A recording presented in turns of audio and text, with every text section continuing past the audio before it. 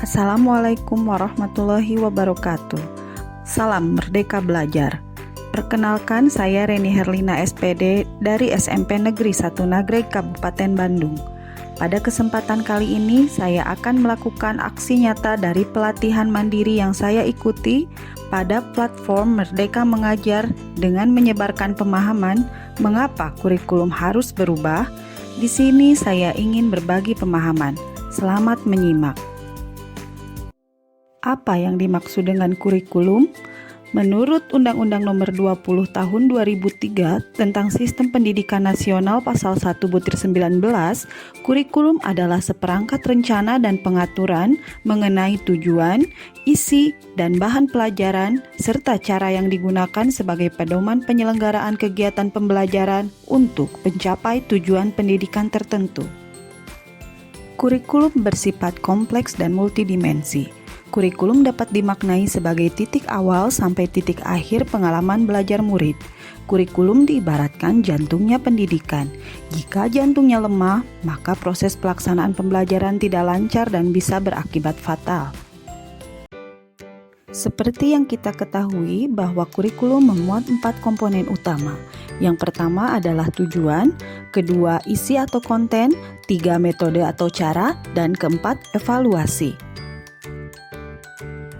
Mari kita pahami bersama tentang apa peran dan fungsi kurikulum.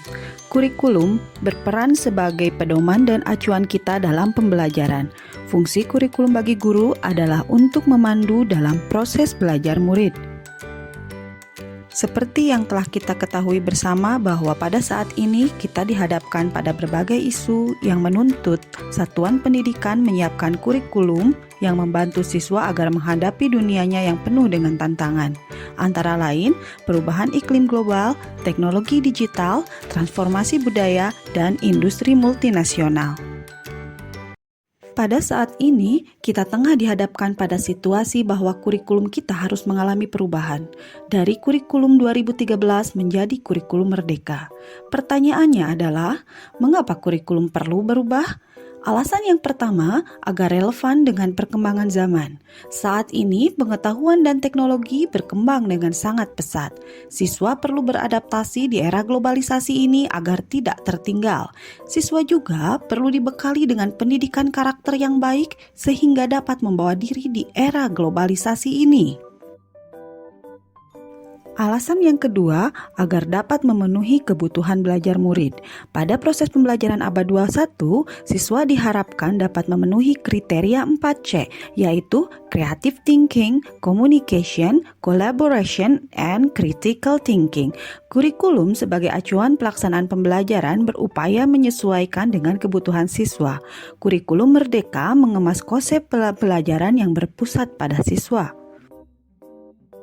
Alasan ketiga, agar dapat menyiapkan generasi cemerlang di masa depan.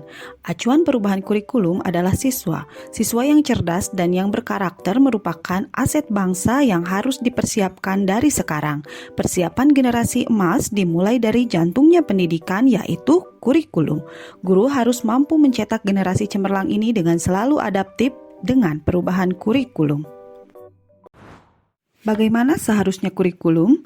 Kurikulum yang baik adalah kurikulum yang sesuai dengan zamannya.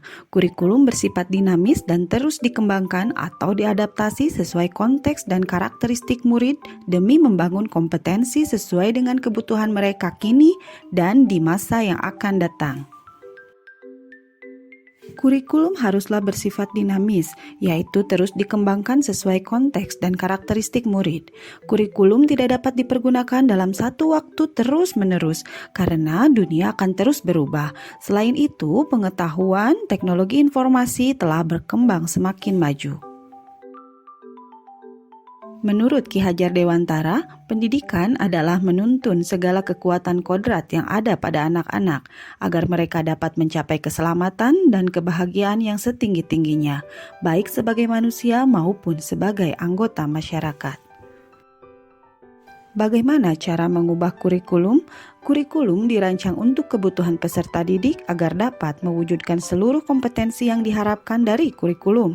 Maka semua pihak harus berkolaborasi maksimal. Untuk menerapkan kurikulum merdeka diperlukan 3 pilar pendidikan. Siapakah 3 pilar yang dimaksud?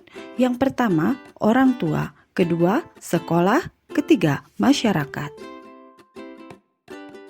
Pada perubahan kurikulum ini, transformasi pembelajaran murid berfokus pada pengembangan karakter berdasarkan nilai-nilai Pancasila untuk mewujudkan profil pelajar Pancasila. Apa yang guru harus lakukan dengan adanya perubahan kurikulum? Guru harus melakukan adaptasi kurikulum. Kurikulum dirancang oleh pemerintah pusat, namun siswa memiliki kebutuhan yang berbeda-beda sesuai dengan lingkungan. Maka dari itu, satuan pendidikan perlu melakukan adaptasi kurikulum dalam melaksanakan pembelajaran sesuai dengan konteks dan karakteristik peserta didik. Kesimpulannya adalah, kurikulum bersifat dinamis dan terus berubah mengikuti perkembangan zaman atau diadaptasi sesuai konteks karakteristik murid sesuai kebutuhan mereka. Semua yang bergerak di bidang pendidikan harus dapat menempatkan kebutuhan, pendapat, pengalaman, hasil belajar, serta kepentingan peserta didik sebagai rujukan utama. Bapak dan Ibu yang hebat, mari kita menyambut perubahan kurikulum yang baru ini dengan berkolaborasi bersama demi mencetak generasi penerus masa depan yang cemerlang. Terima kasih telah menyimak penyebaran pemahaman tentang mengapa kurikulum harus berubah. Sampai bertemu di kesempatan berikutnya. Salam Merdeka Belajar. Terima kasih. Wassalamualaikum warahmatullahi wabarakatuh.